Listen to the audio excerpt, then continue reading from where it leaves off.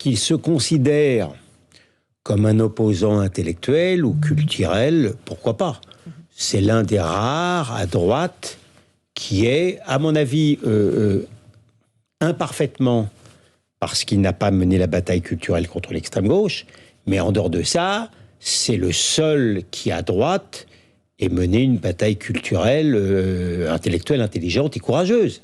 Alors si c'est dans cette acception-là, j'en accepte volontiers l'augure. Maintenant, sur le plan strictement politique, on ne peut pas dire qu'il incarne une forme impressionnante. Celle qui a beaucoup mieux réussi que lui, c'est Marine Le Pen.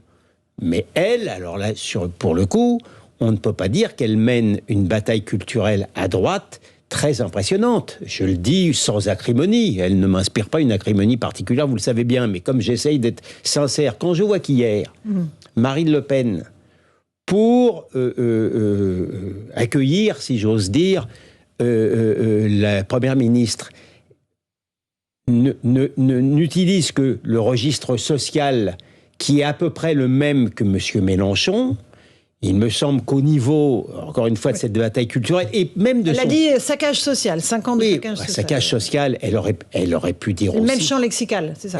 Voilà, c'est le même champ lexical, et puis elle aurait pu, tout en conservant ce champ lexical-là, dont je comprends bien l'utilité électorale, et même sur le fond, puisqu'elle ne se situe pas à droite, et pourquoi non, mais elle aurait pu quand même dire que peut-être que la Première ministre n'était peut-être pas la mieux armée pour lutter contre l'immigration excessive. Ça m'aurait paru quand même, sur le plan des idées et sur le plan électoral, plus intelligent pour dire les choses. On fait une petite pause. On se retrouve dans un instant avec Julien Drey, Maître Golnadel.